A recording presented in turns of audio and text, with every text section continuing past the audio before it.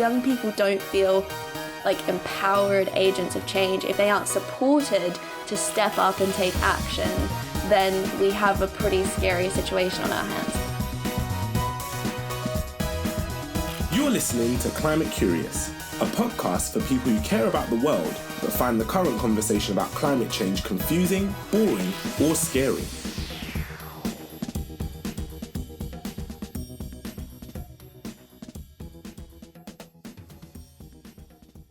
Hello. Hello, Ben.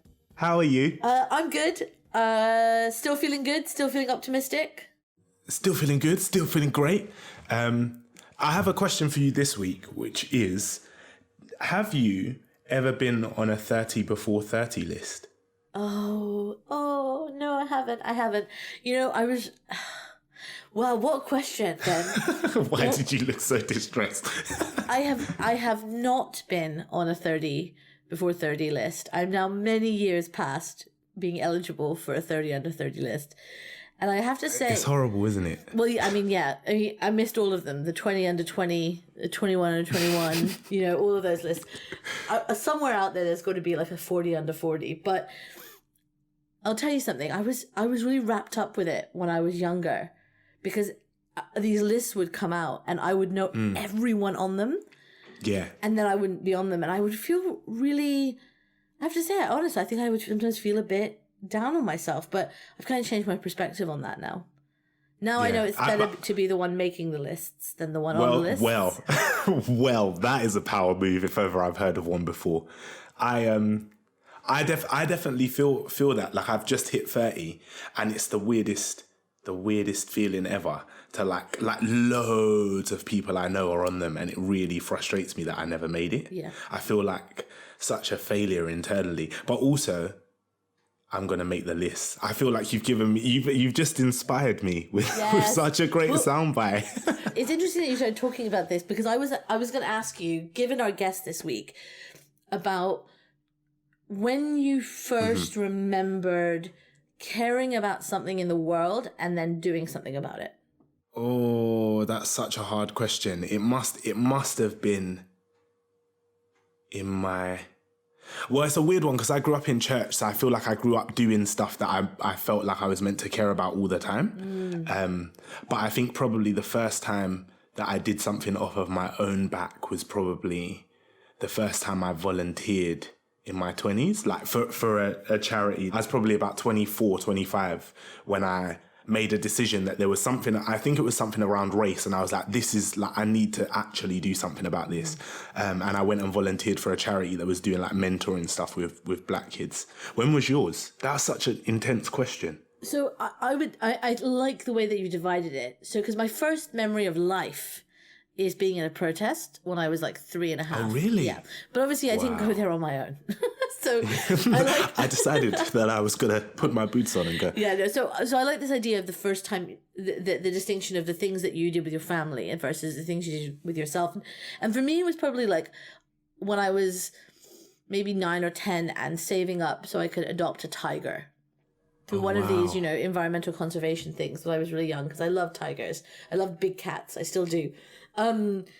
But I think activism has definitely been in my life since I can remember conversations in my household. You know, I come from a family of activists. I do think what's interesting now is that we have so many tools that we didn't have back then. And so I love seeing kind of younger and younger people getting involved in it. And this is why I wanted to ask you about this question, because, you know, our guest this week is a 21-year-old climate activist. And wow. I know, and she'll probably correct me, but I think she's been doing this for almost a decade, if not longer. Wow. So that is a long time at 21 to be doing this. So I'm excited to talk to her about her activism and for us to explore that together. But should I tell you a bit about her?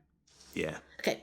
So Clover Hogan is 21. She's a climate activist. She is a researcher in eco-anxiety, which we'll definitely talk about.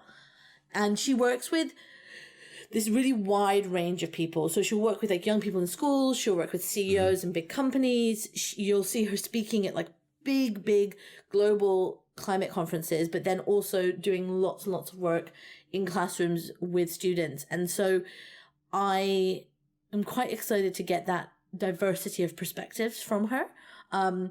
She's also going to be speaking at TEDxLondon Women. Ow. That's coming up in February, which I will shamelessly do a plug for later, but we'll come back to that. So should we get started, Ben? Yes, of course we shall. Great. Hi, Clover. Hello. Hi, guys. Welcome. Thank you. Delighted to be here. Thank you so much for coming. I'm so excited to talk to you. I feel like this is one of the episodes where I'm going to get to ask all of the questions that I really, really want to ask. That sounds really intimidating. Ben. Okay, good. I'm so excited. Don't hold back. So, Clover, I know a little bit about you, and I think knowing a bit about your background and what you've done has really helped me understand kind of your perspective. So I'm wondering if you'll share that with everyone listening as well and tell us a bit about how you got here. Yeah, for sure. So I grew up in Australia's tropical North Queensland, fishing frogs out of the toilet and dodging snakes that hung from the ceiling. So for me, nature was never an other. It was kind of the cornerstone of my experience. And that meant from day one, I was kind of this little nature warrior.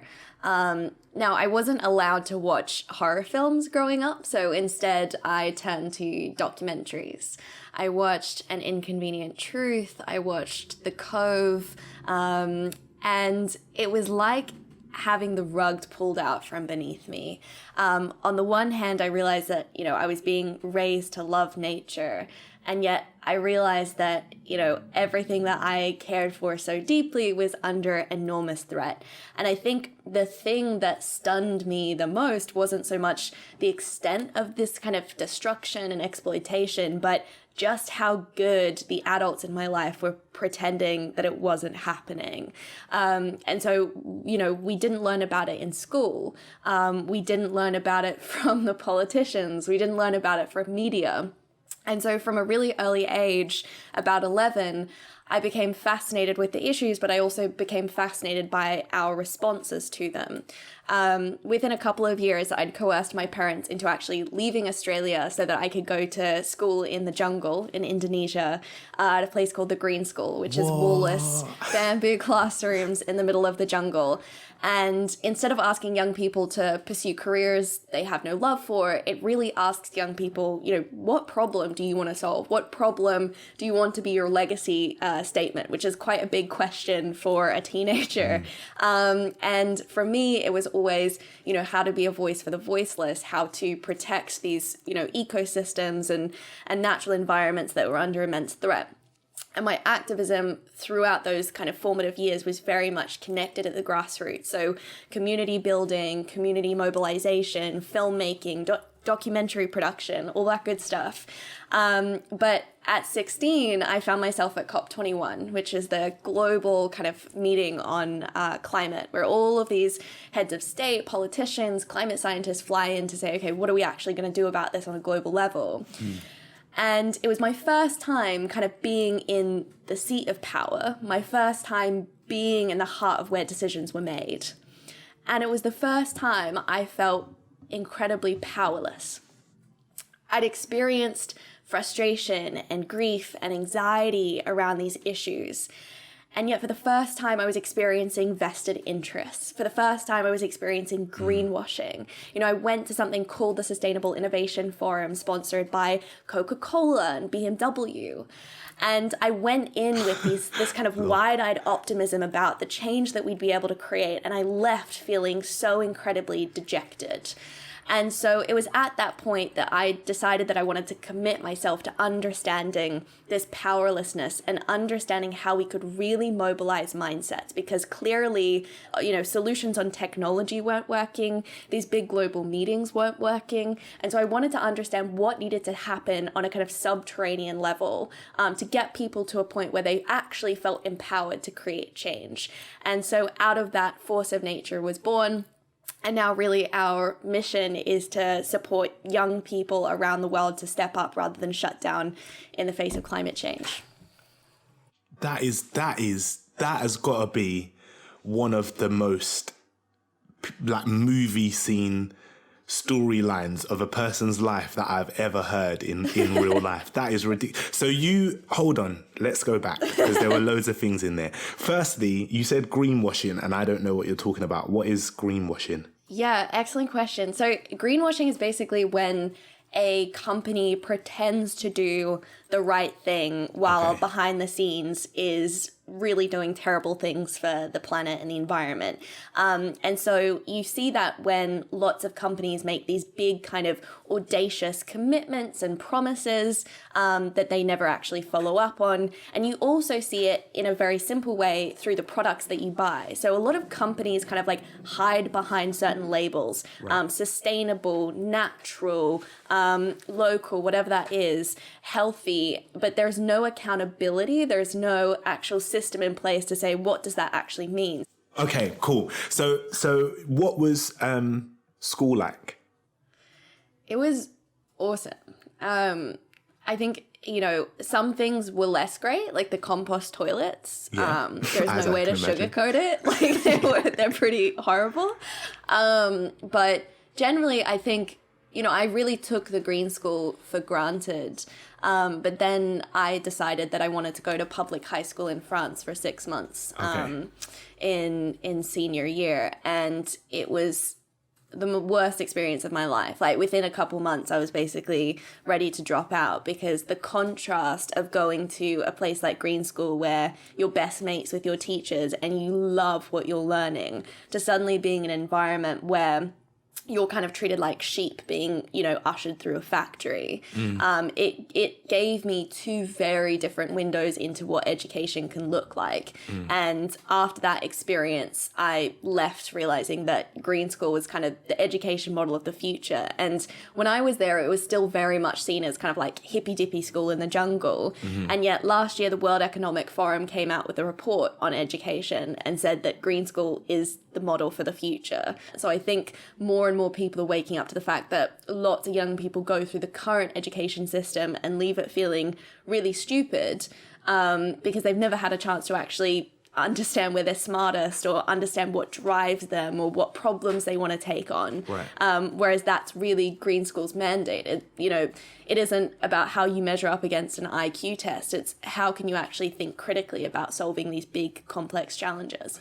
But does that feel like, because obviously I'm trying really hard to not be patronizing and keep bringing up the fact that you're young, but you are 21, right? And if I think back to myself when I was 21, like that would have felt like an immense amount of pressure for me to like prove myself in the world. Does it feel like that for you, or does it just feel like second nature to you now? It's a really good question. I think it's easy to become like a caricature of yourself. And that's definitely something I reflected on recently, because so much of my identity has been defined by being an environmental activist, being in this movement from such an early age, that I'm like, actually, who was I before I started? And does that actually matter? And how does that translate to who I am now and how I show up? And one of the things that I've become conscious of as a kind of messenger and campaigner is that so much of my message is around this real kind of optimism. And the world that's possible, and how climate change, the flip side of it is that it's this great opportunity.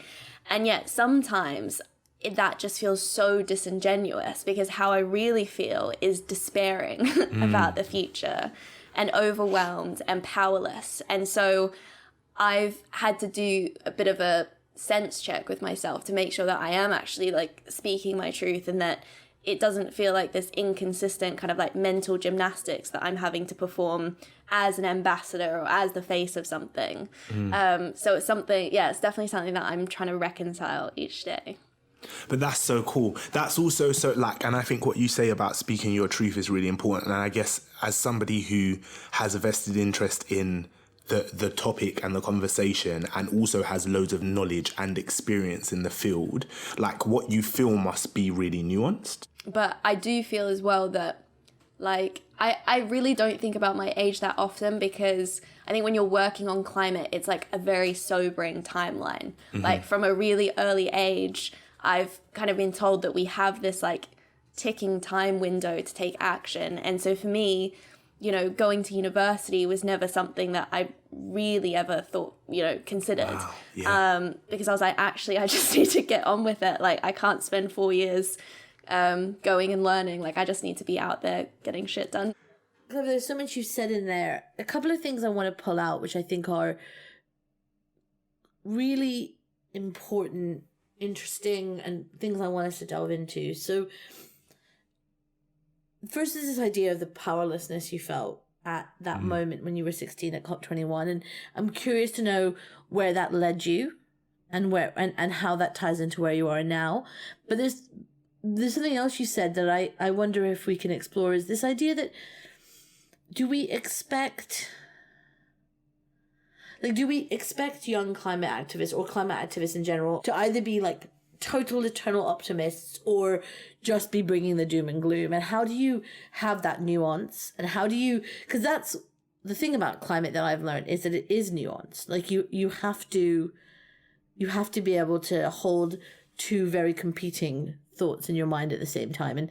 And how did you get there? Like, how did you go from that powerless feeling at 16 to where you are now? I'm going to try and answer all of those in rapid succession, but let me know if I miss anything. So first up, you know, after I became aware of this, you know, feeling of powerlessness, I was in class at Green School one day, and my environmental studies teacher mentioned this word, ecophobia, that had been coined by a bunch of wacky psychologists back in the 80s. And I looked it up, and sure enough, it said the feeling of powerlessness in response to environmental catastrophe. And I was like, oh, damn, that's what I was feeling. And there's actually an area of research into this thing. And the more and more I looked around, I realized just how pervasive this was. And I realized a little while later that climate denial was its own manifestation of that feeling of powerlessness. But it obviously shows up in lots of different ways in lots of different people. But as I was graduating at Green School, you know, we have to do this thing called a greenstone, which is kind of like a thesis paper. And so I wrote mine on ecophobia, and that was my first time kind of public speaking and presenting my findings. And I was like, here are the 3 reasons why I think we feel powerless. And back then, it was very much a focus on kind of evolutionary psychology. So, you know, why it's really tricky to respond to a threat like climate change when it is so nebulous and so large and so slow moving. You know, the fact that as humans, we have this kind of optimism bias where we always think that, you know, someone's going to prevail or that someone will save the day. Or even, you know, what's called loss aversion, you know, the fact that we're more afraid of losing things in the short term than we are in the long. All of these factors make it really, really difficult and mean that, you know, from the get-go, we're finding it difficult to take action on climate change. And yet, the more and more I kind of worked in the wider world, so from that point at Green School, I worked at Impossible Foods in Silicon Valley, the company that makes meat from plants. I worked with business leaders as a sustainability consultant. I kept seeing this powerlessness show up in more subtle kind of nuanced ways, and especially in the kind of stories that we were subscribing to as a culture, and also as individuals. So I would work with, you know, young people in the classroom, kind of volunteering, who would say, you know, I'm not smart enough or experienced enough, or, you know, I'm just 1 in 7.8 billion people, what can I do really? Or I would work with business leaders who would say, oh, but technology will save the day. You know, robots will have an answer. And I was like, isn't it interesting that in the ravine between wanting to make a difference and taking action live all of these stories that limit our ability to actually show up, whether that is putting the responsibility on some institution or some business, or it is undermining yourself, saying, I could never do what the expert does. I became completely absorbed and fascinated by this particular idea. And so from that point, did a lot more research. And now at Force of Nature, we conduct online classrooms every single week with young people around the world, from Nicaragua to Jakarta, Tel Aviv to New York City, understanding their emotional and psychological responses. And the thing that has defined much of our work is eco-anxiety. So eco-anxiety you can think of as a kind of close cousin to ecophobia. And it relates to feelings of grief, overwhelm, anger, frustration toward climate change and climate inaction. And what the research is now showing is that there is this kind of silent epidemic of mental health problems in young people caused by climate change and ecological breakdown. So Friends of the Earth conducted research last year showing that over 70% of 18 to 24-year-olds surveyed in the UK identified as having eco-anxiety. And the same is reflected in our research at Force of Nature, where over 70% of our international students say, yep, climate change negatively contributes to my mental health, and I experience hopelessness when I think about it. Wow. And so there is this huge problem that we're not really talking about that is beginning to emerge into the wider lexicon, but that's only really happened in the past couple of years. And it's quite incredible to see the contrast now researching this versus when I was 16. And much of the work that we do at Force of Nature is actually working with teachers and educators who are saying, I'm trying to teach about these issues, but young people are showing up with suicidal tendencies and depression and panic attacks because they can't deal with it, they can't handle it. And so we're actually supporting them to be able to talk about climate change in a way that ignites agency rather than that kind of crippling anxiety. So, Clover, you mentioned in there some of the ways that eco-anxiety is manifesting with mental health with young people. Are there other ways that we're seeing this in the classroom? Like, I'm just curious to know whether this is impacting the way that young people that you're working with are thinking about their futures, for example. It must have a massive impact. Yeah, so when I ask my parents about the future they envisioned as kids, it's one of flying cars and deadly diseases being eradicated. And when I ask 8 and 9-year-olds in the classroom to describe the future they envision, the world they're inheriting, it's something out of a dystopian Hollywood blockbuster. So I have 8 and 9-year-olds describing empty supermarket shelves, cities underwater, a planet in decline, and the kind of place no one really wants to grow up in. And so eco-anxiety at the extreme end is showing up in this kind of nihilism and despair toward the future. And that's a pretty scary thought, because these are young people who are emerging into the world in the context of, economic meltdown and no jobs and a pandemic and also climate change. And the fact that within our lifetimes, we've inherited these huge problems and our lives have kind of been defined by these catastrophes, whether that's, 9/11 at the start of our lives or the 2008 global financial crash.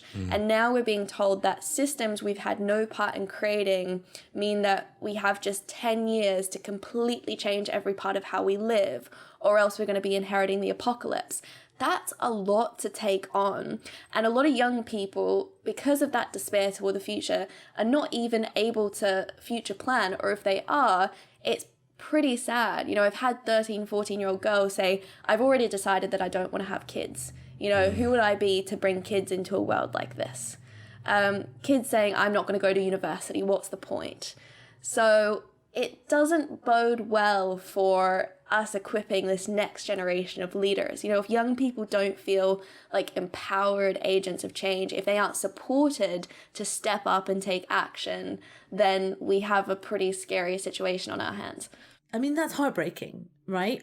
If you can't feel that naive optimism when you're young, when can you feel it? So that's terrifying. I guess the other thing to think that what you're saying makes me think of is there's definitely this paradox, because on one hand, older people look at young people and see, look how engaged they are. They're really gonna save us. Like, they're amazing. And yet what I'm hearing from you is that young people are engaged and they might play a significant role in helping, change the trajectory of the future, but they're not doing it from a place of like hopeful abandon. They're doing it from a place of being terrified, and that's a totally different equation. Yeah, and there's a huge generational divide that you've touched on. You know, back to the difference between the world my, parents imagine and the world young people are describing today. Like, my dad, we have lots of political differences and difference in belief, but, he was out there with his long silver hair and skinny jeans protesting the Vietnam War back in the 60s. But it was for global love and peace and this vision of what was possible. And there was so much, wild abandon and hope. And yet in young people today, it's like they're trying to outrun disaster, basically. And a lot of young people have found a lot of, solace in kind of coming together in community and in communal protests, that kind of thing. And yet I think COVID especially has heightened that eco-anxiety because they no longer even have that outlet. They're kind of isolated and alone in a lot of their grief and frustration toward the issues.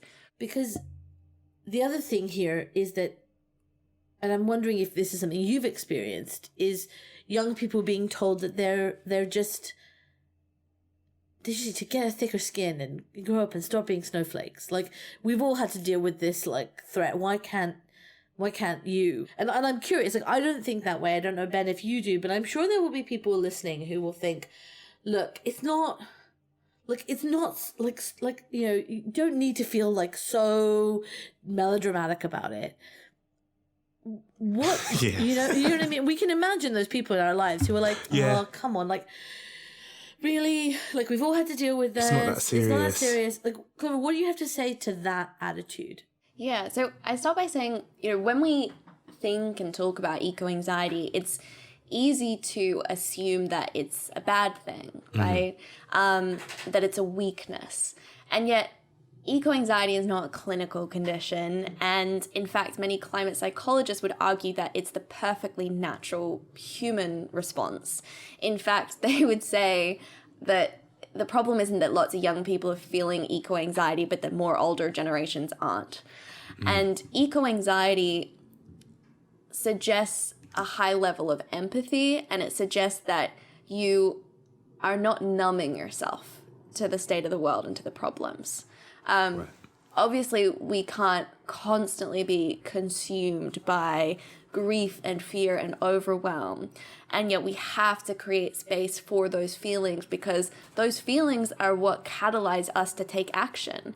Like, if you reflect on a time when you've taken action on behalf of someone else or because you really believed in something, chances are that was because you experienced some injustice personally or you experienced injustice on behalf of another person and you said, actually, you know what, that's not the status quo, or at least it shouldn't be. That's not okay. It ignited that kind of fire in your belly. And so as a society, we've gotten so good at numbing ourselves to the state of the world, pretending everything's okay, scrolling more, buying more, distracting ourselves from the issues.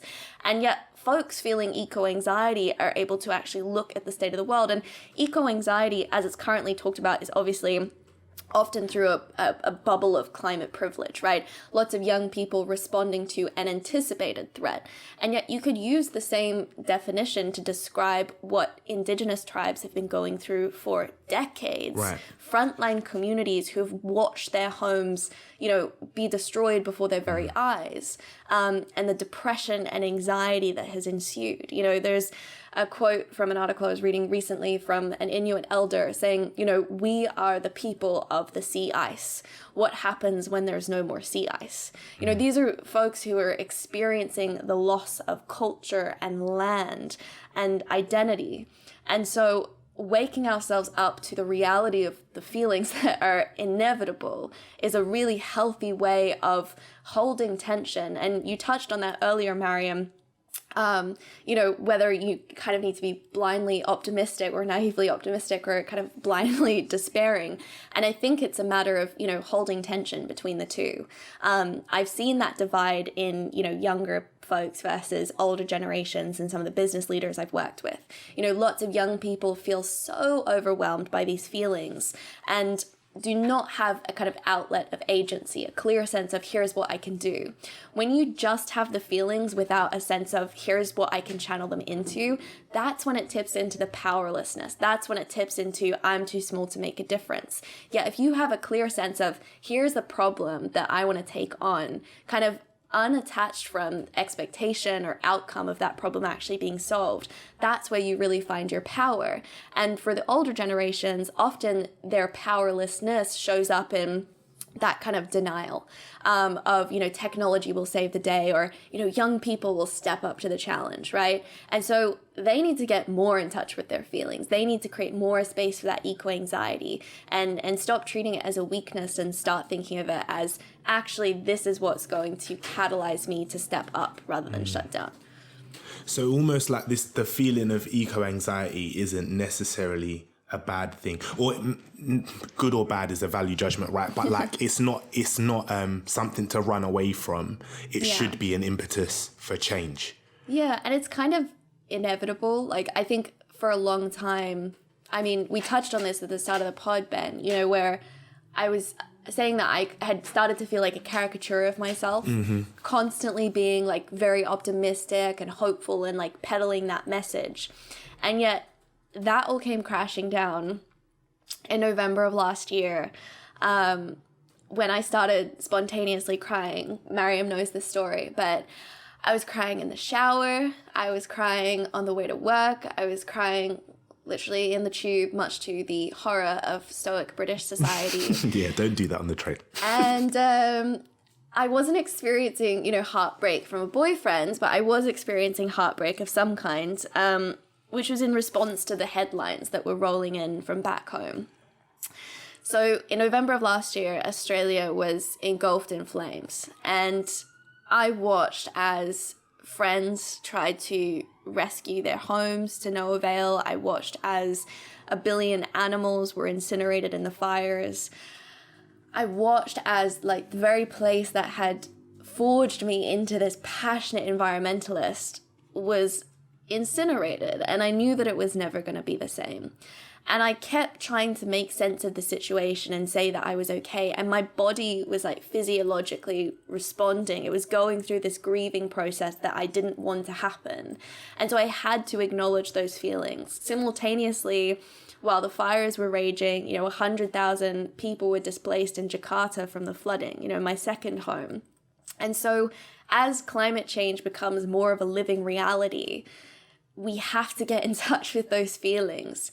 It's not healthy to keep submerging them and to keep pretending that everything's okay. So we need to normalize the, creating space for these emotions and normalize this idea, as you said, Ben, that, there is no such thing really as a bad feeling or a good feeling. It's just about learning how to become emotionally adept and resilient enough that you can navigate it without completely losing your marbles.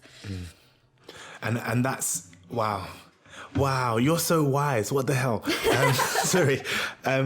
So this idea of, like, I want to come back to this idea of agency, right, which you touched on before, because I think that that's a really important conversation. And I think what's wrapped up in that for me is like, if we're talking about eco-anxiety, and that's something that's unavoidable, it's something we're going to feel, particularly as the reality of the situation becomes more clear and more personal for us as individuals, what then does agency look like? What does agency and power look like for you now in terms of not feeling powerless, but feeling like you've got something that you can do in the world? How does that manifest? I think for me, it's like, and I don't mean this to sound like savior complexy, but it is like being in service to something bigger.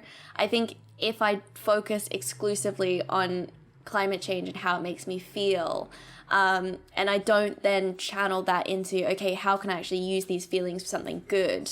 Then it's easy to kind of get sucked into that vortex. And so everything that we do at Force of Nature is around how to support other young people to actually navigate these feelings. We also work with leaders around the world from big companies, Procter & Gamble, Unilever, PepsiCo, supporting their leadership to reconcile their own emotions and their own personal feelings about these issues and turn them into action. We find that the most effective way to do that is actually to serve as a kind of forum for intergenerational exchange in terms of igniting your own agency. How we do that at Force of Nature is bringing awareness to our own stories that we subscribe to that either serve us or don't serve us. So I'd invite anyone listening to this to really reflect on, what's the story that I subscribe to about the world or about my role in it that keeps me from taking action, whether it is being, not being smart enough or experienced enough, or it is the belief that the system is too broken. And then begin to think about how you need to challenge that story, not in something that's like outside of your control, like, oh, well, if this politician did X, Y, Z, or if this business did blah, but like, what do I need to do within myself to realize that that is in fact a story and that I can shape my own story? But to have impact, you must have focus. So get clear on which problem you yourself as an individual want to solve, and then think about how you can show up to solve that problem according to all the unique skills and talents and passions that you carry within yourself. And I think what you're saying, Clover, is so important because we can get so paralyzed at that first step, about feeling more. Feeling more seems like such an important moment, and yet it can be such a paralyzing moment. So knowing that the next place you go to after you have that re-engagement with your feelings is to a place of narrowing down of it. It really complements what Krista Mayer was saying a few weeks back about, looking at what you do and what you do well and the change you want to bring about and seeing how they overlap and using that as your conduit rather than trying to fix everything, which is just a path to madness and disappointment. And I think real burnout, actually. Yeah. So I love that you've given us a bit of a framework to think about it, but also speaking to you, Clover, the other thing that I've really started to think about is how we can, by thinking that we're empowering young people, we can actually be burdening them. By saying that young people are the solution and that they are the ones who are going to fix it all, that's actually not an empowering statement.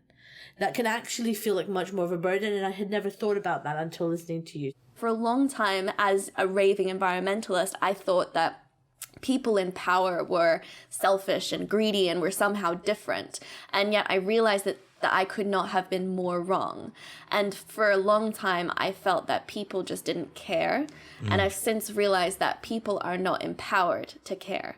And so whoever you are, whichever your sphere of influence, it's about being empowered to care. And I think on a personal level, often we conflate fault with responsibility. Climate change is actually not anyone's fault, at least not any one individual. And yet it is the responsibility of each and every person living on this planet to protect the things that matter, to ensure that we deliver a beautiful, thriving planet for future generations, to ensure that at the heart of every environmental climate conversation is a conversation of social justice and racial injustice. Because if we do not protect our communities, if we do not deliver fair, equitable societies, we will never deliver on any of our climate goals. And so each and every one of us has to say, okay, I haven't created this huge, overwhelming challenge, and yet I have a responsibility, and in fact, I have a role to play. That was such a nice way of putting that. Nice is the wrong word. That was such a powerful way of putting that. I wish we could have like a standing ovation on a podcast. Thank you for coming to my TED Talk. I think Soon, Ben, soon. That leads us really nicely into one of the last questions I want to ask, which is you. And earlier you spoke about or alluded to this idea of timelines, which was I think a really important point again, and growing up and your experience of growing up being told that there's a specific limit, amount of time before it's irreversible or before everything goes wrong. And so my question to you is, if everything in the next 10 years goes right, what does that world look like? So I'm going to challenge your question a little bit, Ben, because I've chosen to ignore some of those timelines. I feel that often they aren't helpful. Because what happens if in 10 years' time we haven't met all of those climate targets? Does that mean that we throw the towel in? Does that mean we're done? We, dust our hands and walk away? I think the reality is that it already is too late. It's too late for the first mammals to go extinct because of climate change. It's too late for my friends back home who lost their homes to the fires. It's too late for the indigenous communities who have been under attack for decades. It's too late for the environmentalists who are killed every single day for their activism. It's too late for a lot of people in a lot of communities. On a climate level, we're already locked into a certain level of warming that is going to mean huge change, huge disruption. You know, by current projections, we're going to have 1 billion climate migrants by 2050, 1 billion people on the move, right? And so in many ways it is too late. And yet in every other way, we still have everything to fight for and everything to champion. And so I think our power lies in actually relinquishing attachment to some of those timelines and attachment to some of those expectations and outcomes, and just knowing that we need to throw absolutely everything that we have into today and into the present moment. That was a good answer. You did screw my question up. This has been an excellent conversation, and I will say, I think, probably one of our more heavy ones, which I think we need. So thank you for delving into that with us and giving us a path out. I want to end on our little fun, lighter segment, Climate Confessions. You know what it's about. I think the listeners by this point know what it's about. If you don't know what it's about, go back to listen to episode 1. And now, it's time for our climate confessions. Let's fess up to the bad habits we just can't kick. I always make Ben start, but I'll start this week with a confession. Thanks. And I think this is particularly funny, Clover, given that you worked at Impossible Foods. So I'm a terrible meat eater, because I don't really like flesh, but I will still eat it. And so I love these new vegan burgers that are out because they just make me feel a bit less gross about the meat. And so the vegan burgers, I don't know if you had the new imitation, the great imitator at Nando's, all that kind of stuff. It's all delicious. And yet every time I order it with cheese. Real cheese, not vegan cheese. That is my confession. Savagery. Savage. Absolute savagery. I have nothing more to say about it. Clover, how about you? Great confession, Maryam. So I think you can take the girl out of the tropics, but you can't take the tropics out of the girl. And I'm an absolute sucker for coconut water. And so to this day, I will buy my 2-liter plastic bottle of coconut water that has been shipped from Thailand and probably harvested by slave monkeys. Oh, no. Slave monkeys are not real. Are they? Slave monkeys are definitely real. I didn't know if that was a joke when you said that, or if that was a serious thing. I was like, this is terrible. Wait, what? Clover, like, No, 30 slave seconds. monkeys- 30 Oh, seconds. you've got to stop ordering this coconut. This is terrible. 30 seconds So- on slave monkeys, please. You'd be surprised by how many of the world's coconuts are actually harvested by slave monkeys. So monkeys that are kept in captivity, worked to the bone, crazy hours, having to harvest these coconuts so that I can have my coconut water living in London when it's 10 degrees outside. Well, Yeah. you've just ruined it for me as well now. Brilliant. Thanks for that confession. That was great. I've never been more thankful that I don't like coconut water in my life. Oh, man. What is this? I'm trying to name brands of my favourite brand of coconut water, but I don't even want to know. Don't worry. Okay, I'll do some Googling. I'll do some research. That's so bad. That dwarfs Mine. all Oh, of our... no. What's mine today? Okay, my climate confession this week is that I think I'm probably like quite a cold-blooded person. So I feel cold really badly. I also really love baths, which means that when I have a bath, I run the bath till it's hot to the point that I can't get in it. Then I wait for it to cool down and I get into the bath, and then I run more water into the bath to heat it back up to the temperature that's comfortable, or like that feels like I'm really warm. But it's a bit of a double jeopardy here, because then I feel disgusting having sat in a bath of my own filth. So I let the bath water out and then I have a shower to clean myself from the bath. But baths are a form of self-care, which is how I justify it for myself. So maybe let's not talk about it anymore. Baths are I'm going to horrific. stop doing that. Baths are horrific. I'm going to stop doing that, because that So long does as you're feel not particularly bathing in bad. coconut water, then Well, you're fine. But I didn't want to say Not anything about anymore. it, but now that you bring it up, no. Oh, Clover, thank you so much for spending this time with us, for talking us through all of this. I feel like we could talk about this for another 3 days, and maybe we'll have you back. Before we end, I want to do a shameless plug. A shameless plug for these two amazing individuals that you've been hearing on the podcast. Plug. So I mentioned at the top of the show that the next TEDxLondon event is TEDxLondon Women. Is taking place on the 6th of February. Because of this global pandemic, we won't be in person, but we will be broadcasting live from the iconic Abbey Road studios here in London, which means you get to experience a whole TEDx event, but in your pajamas at home. And we've got some cool stuff for you.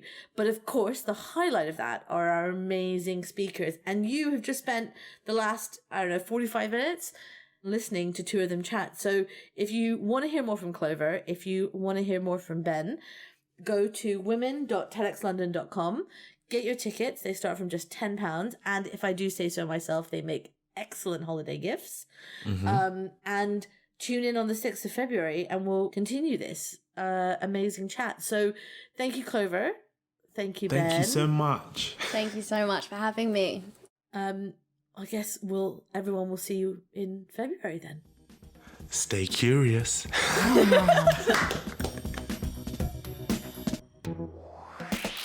Thanks for joining us this week. If you enjoyed what you listened to today, please rate and subscribe and share the episode with a curious friend. Join the conversation on socials using the hashtag ClimateCuriousPod and let us know what you want to hear about next time. You can find us online at TEDxLondon. This podcast was made possible by TEDxLondon's headline partner, City. City is all about progress and supporting great ideas. And for the past 5 years, they've supported us to bring world-changing ideas to the TEDxLondon stage. Now they're taking it to the next level by supporting this new podcast. Thanks, City. This episode was produced by Josie Coulter, curation and research by Tara Cooper, engineered and mixed by Ben Beheshti, artwork designed by Sabrina Russo and Rebecca Mingus, music composed by Ben the Falcon Beheshti, presented by Maryam Pasha and Ben Hurst. Stay curious.